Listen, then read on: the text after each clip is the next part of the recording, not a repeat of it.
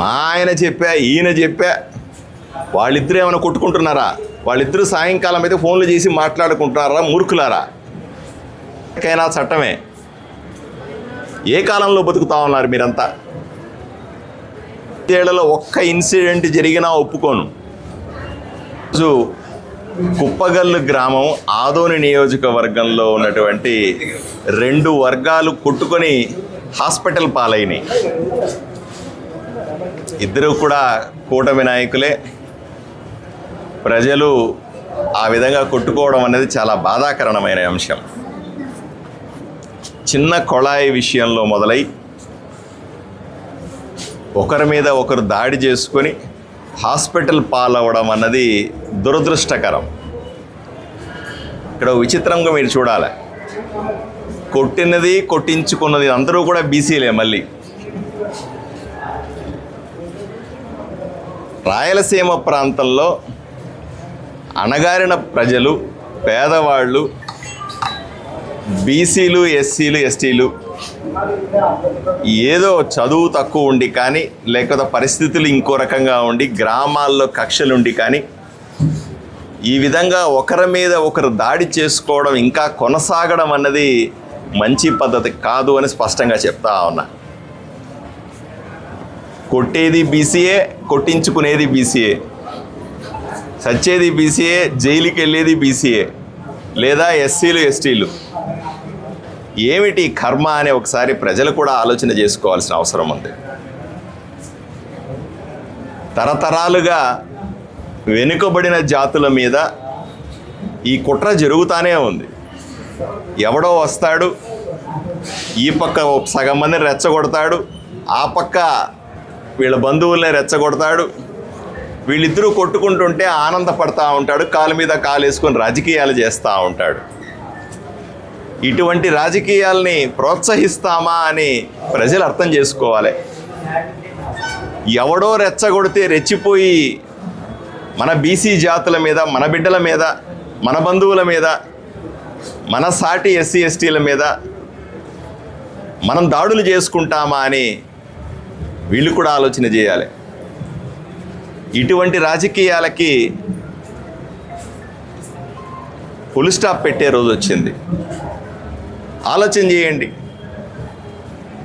పేద ప్రజలని, అణగారిన జాతులని, బీసీ, ఎస్సీ, ఎస్టీలను ఒక్కసారి ఆలోచన చేయమని నేను మీ ద్వారా విజ్ఞప్తి చేస్తూ ఉన్నా. ఇంకా వాళ్ళ కుట్రలకు బలి కావద్దు. వాడు మిమ్మల్ని రెచ్చగొడితే, వీడి మిమ్మల్ని రెచ్చగొడితే ఒక్క నిమిషం మీ కుటుంబం గురించి ఆలోచన చేయండి, మీ భవిష్యత్తు గురించి ఆలోచన చేయండి. ఒక బీసీ ఎమ్మెల్యేగా చెప్తా ఉన్నా,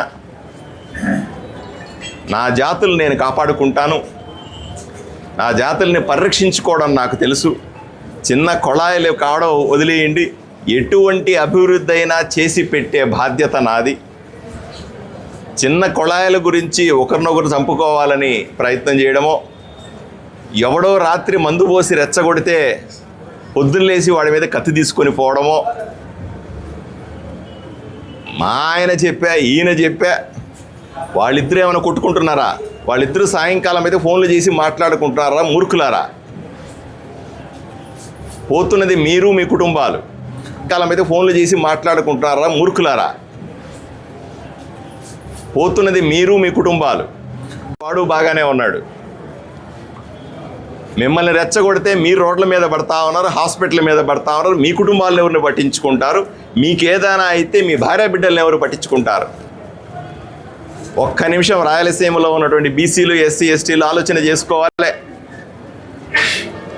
ఎవడైతే మిమ్మల్ని రెచ్చగొడుతున్నాడో వాడి మీదకు బొండి, నేను మీకు తోడుంటాను.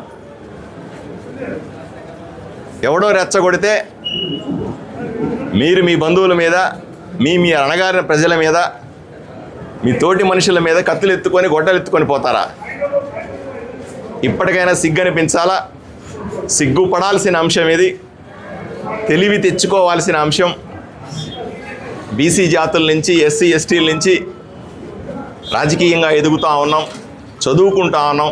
మన బిడ్డలు దేశమంతా వెళ్ళి ఉద్యోగాలు చేస్తూ ఉన్నారు. మన బీసీ బిడ్డలు, ఎస్సీ బిడ్డలు, ఎస్టీ బిడ్డలు దేశాలను విదేశాల్లో పోయి గొప్పగా రాణిస్తూ ఉన్నారు. మీరు వాళ్ళకి ఏం చెప్పాలనుకుంటా ఉన్నారు? ఇప్పటికీ మేము ఇదే రకంగా ఉంటాం, కొట్టుకు చస్తాం అనుకుంటా ఉన్నారా? మిమ్మల్ని చూసి నవ్వుకుంటా ఉన్నారు. మిమ్మల్ని రెచ్చగొట్టిన జాతులు ఏవైతే ఉన్నాయో, మిమ్మల్ని రెచ్చగొట్టిన వాడు వీడు ఎవడైతే ఉన్నాడో వాడు మిమ్మల్ని చూసి నవ్వుకుంటా ఉన్నాడు, హేళన చేస్తూ ఉన్నాడు. సిగ్గుపడాల్సిన అంశం ఇది. దయచేసి ప్రజలకందరికీ చెప్తా ఉన్నాను, నేను ఎమ్మెల్యేగా ఎటువంటి దౌర్జన్యాన్ని కానీ, ఎటువంటి ఫ్యాక్షనిజాన్ని కానీ, ఎటువంటి గొడవల్ని కానీ ప్రోత్సహించేది లేదు. అది ఈ పార్టీ అయినా, ఆ పార్టీ అయినా, ఏ పార్టీ అయినా సరే. రెండవది, ప్రజలకు మళ్ళీ అవగాహన కల్పించే ప్రయత్నం చేస్తూ ఉన్నాను.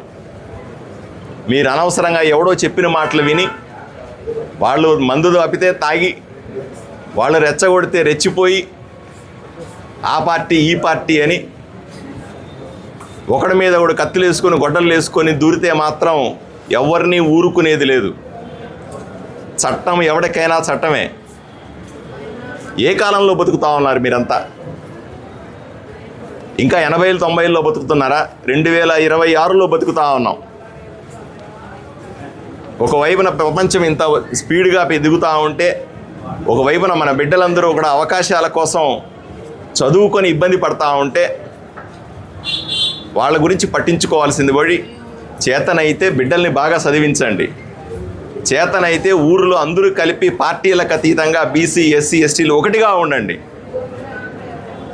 చేతనైతే రాజకీయంగా ఎదుర్కోండి. చేతనైతే సర్పంచ్లు కాండి, ఎంపీటీసీలు కాండి, జెడ్పీటీసీలు కాండి, ఎమ్మెల్యేలు కాండి, ఎంపీలు కాండి. దానికి సహకరించడానికి పేద ప్రజలు, అణగారిన వర్గాలు, బీసీ, ఎస్సీ, ఎస్టీలు సిద్ధంగా ఉన్నారు. మీరు కొట్టుకుంటుంటే, చంపుకుంటుంటే ఇదే వినోదమా? ఇదేమన్నా? ఎవరిని ఉపేక్షించేది లేదు. చాలా కఠినంగా ఉంటాం చట్టం విషయంలో. మా పార్టీ కాబట్టి ఒకటి, మీ పార్టీ కాబట్టి ఒకటి, ఇంకో పార్టీ కాబట్టి ఇంకో రకంగా వ్యవహరించే ప్రశ్నే లేదు. నేను ఎమ్మెల్యే అయిన తర్వాత ఇటువంటి వాటిని అసలు సహించను. ఎప్పుడో నేను ఎమ్మెల్యే అయినప్పుడు ఒక ఇన్సిడెంట్ జరిగింది, మళ్ళీ ఇన్ని రోజుల తర్వాత ఈ ఇన్సిడెంట్ జరుగుతా, 2 ఏళ్ళ తర్వాత ఈ ఇన్సిడెంట్ జరుగుతా, మళ్ళీ 5 ఏళ్లలో ఒక్క ఇన్సిడెంట్ జరిగినా ఒప్పుకోను.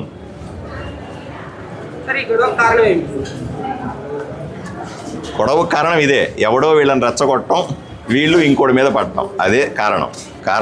చిన్న చిన్న కారణాలు. ఒకరు కుళాయి కారణం అంటారు, ఒకరు నీళ్ల కారణం అంటారు, ఇంకోటి పక్కింటి కారణం అంటాడు, మా వీధిలో కుళాయి లాగాడు అంటాడు, మా వీధిలో ఇంకోటి చేయదే అంటాడు, పాత వేద గొడవలు ఉన్నాయంటారు, పొలం దగ్గర చిన్న గొడవ అంటే ఒక 10 సెంట్లు వాడి దాంట్లో కలిసిందంటారు, వాడు వచ్చి దున్నాడంటారు. ఇవే కదా. ఇవి ఏవైనా సరే మనుషులను చంపుకోవడానికి కానీ, మనుషుల మీద కత్తులు తీసుకుపోవడానికి కారణాలా అని సూటిగా ప్రశ్నిస్తా ఉన్నా.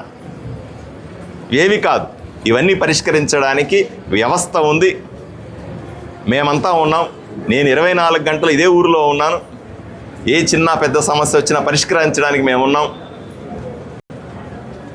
దయచేసి ఒక్కసారి మీరు మీ కుటుంబాల గురించి, మీ జాతుల గురించి, మీ చేస్తున్న ఆలోచనల గురించి తెలుసుకోవాల్సిందిగా కోరుకుంటా ఉన్నాను.